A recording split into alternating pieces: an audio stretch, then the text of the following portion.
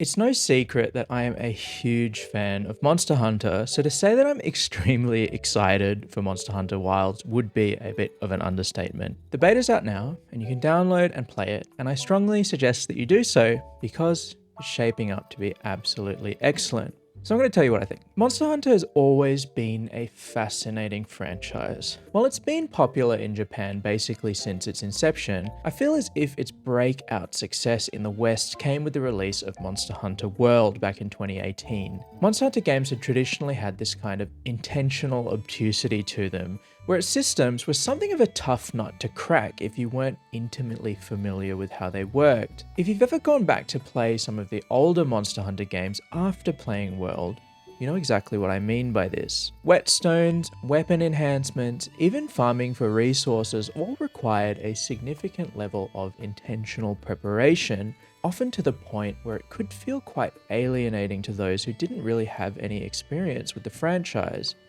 And if you were new, jumping in without any guide of some sort was a huge pain in the arse, and that's where World came in, still with a level of complexity and resource management that pleased fans of the series, whilst adding some much needed quality of life updates that made the game feel infinitely more contemporary by comparison. Cutting back on a lot of the needless complexity allowed Capcom to expand their horizons when it came to the most important part: hunting the monsters. World made these huge strides in making this world it created feel a lot more alive than previous titles, a living, breathing ecosystem where the monsters you were hunting were not just bosses to be felled, but creatures that genuinely lived within these environments, and you always got the feeling that they sort of knew the spaces better than you did, meaning many of your expeditions involved you constantly being on the back foot against these beasts as they fought valiantly against you,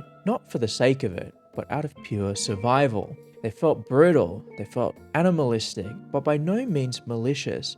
You were, by every metric, invading their home, and the fight they would put up felt quite natural. And then Monster Hunter Rise came along on the Switch, and its return to a handheld platform came with some interesting consequences. Capcom made a concerted effort to streamline the gameplay formula even more as an attempt at making the game a little bit more accessible to the handheld audience, largely by condensing its gameplay loop, speeding up the flow of combat with the grappling hook wire bug. Whilst Rise is definitely Monster Hunter, and thus excellent, myself, as well as a few others, felt that this tighter experience hurt the overall pacing and flow of the game, as it felt a little easy by comparison to older titles due to your increased mobility limiting the risk-reward nature of its combat. That's not to say Rise didn't have some good additions, like customizable skill loadouts for each and every weapon and some stunning additions to the monster roster, but overall, it felt like a game that was made for a handheld.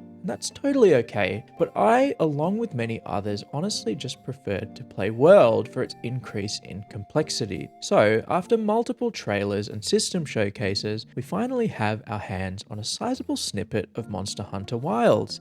And yeah, it's pretty fucking good. The beta consists of what I can only assume is the game's opening segment, where you and your crew are traveling to find a lost civilization in an area thought previously uninhabited, for the sake of a child that is supposedly from said city. Monster Hunter games have always had very, let's just say, serviceable plots that function more as an excuse to just push you out into the world. Already, from the very beginning, it's clear that Capcom is taking aim at something with a little more depth, with some actual character drama and a fully voiced protagonist this time around. Now, apart from what were we talking about again? Right, the writing. The story this time around still has that typical Monster Hunter utilitarian quality to it. However, it has some genuine character moments and emotional stakes, at least in this very short story preview. Overall, there's not enough to definitively say whether or not the story will be groundbreaking. I'm almost certain that it won't be, but this does definitely feel like a genuine step up from previous games. I am thoroughly impressed by these the writing. All jokes aside, really good first impression. Now the meat and potatoes. And yeah, there's a lot of changes.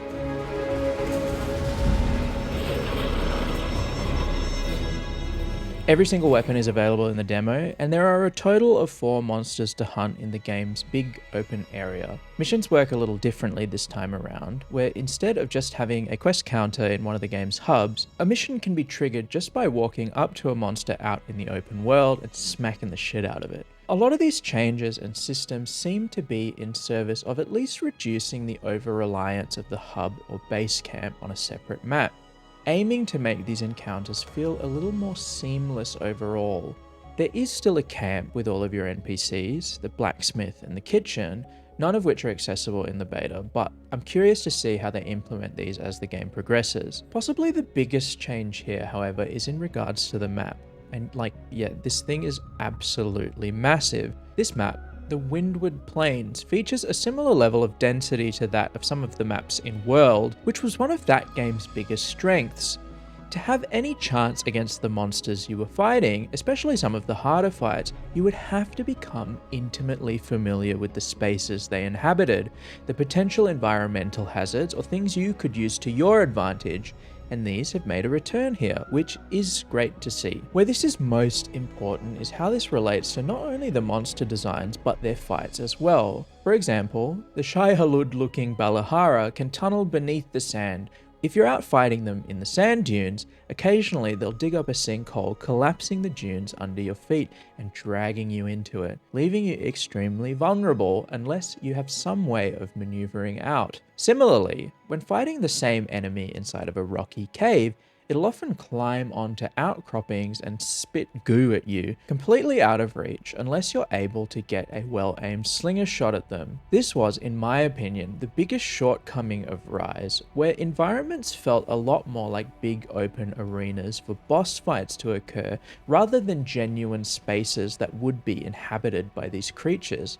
And like World before it, Wild looks to have really stepped it up in this regard. All 3 titles in one sentence, I think that at least deserves a like. It's not just that. Wild looks to be attempting to simulate a more living, breathing ecosystem. Dynamic weather events, a considerable amount of other creatures inhabiting the spaces, some of which also react to the weather, outbreaks of insects, there's a lot here. The main feeling I got whilst playing the beta is that the world and its happenings stretch beyond just what you can immediately see. As I was hunting, I got a notification that one of my temporary camps had been trampled by a monster, and there's a lot of dynamic events just like this, and I'm sure they will differ from map to map. Certain monsters, like Doshagama, will hunt in a pack, and your goal is to take out the alpha. As fighting 3 monsters at once would obviously be very dangerous, your best bet is to scare the others off by literally picking up their shit and shooting it at them. Great stuff. And to add even more dynamism to that system, as I was fighting the big dog, his boys pulled back up and I had no choice but to make a tactical exit to secure more poo grenades. In previous Monster Hunter games, you would have other monsters come in to join the fight, but it often felt more like a territorial thing where they would fight each other. Here, monsters can come in for support, and it was a great surprise for me as I was playing.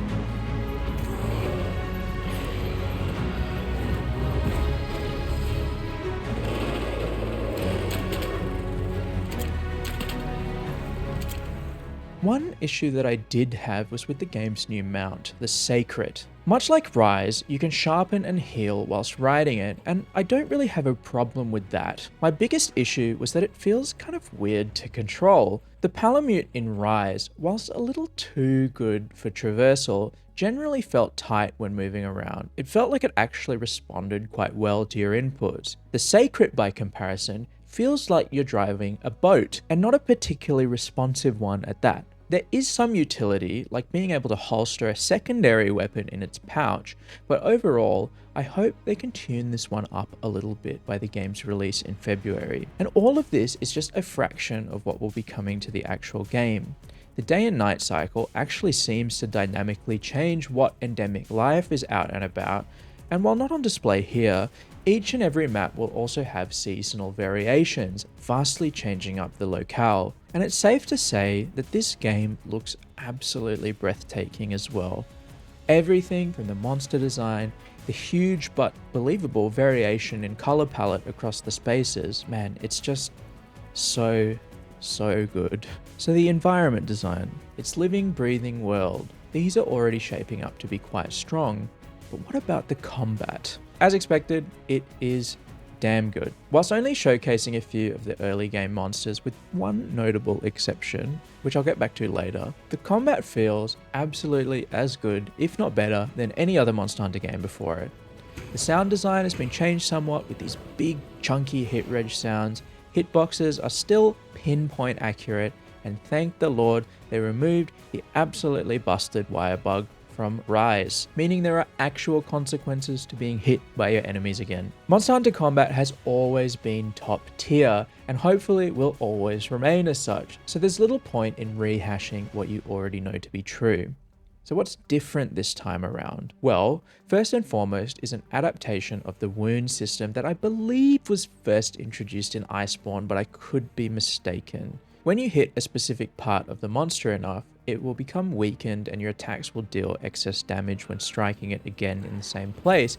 And if you do enough damage, these wounds will function similarly to a parts break, dropping some extra loot and dealing great damage. The real change to the combat this time around is the game's focus system, which allows you to aim your attacks to hit specific points on the monster. I'll be honest, at first I thought this was going to be an absolute disaster, as Monster Hunter is already really quite difficult, and adding even more challenge by having to third-person shooter style aim your blows might mess up the flow of combat, but strangely enough, it's forgiving enough that it doesn't feel like it's needlessly increasing the difficulty. There are a few attacks that can only be used in this focus mode, and every single one of them felt proportionately heavy hitting at the cost of having to be aimed at the monster's weak points. Every weapon has a few extra attacks as well. I haven't played with all of them yet, but so far, every single one I've used feels really great. The hammer notably having an attack to chain combos together between bonks. Overall, weapon feedback just feels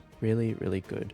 A nice middle ground between the really fast pace of Rise and the slow, methodical nature of World, leaning a little heavier towards the latter. Thank God, I don't have a lot to complain about here. And now, the most important part, the monsters.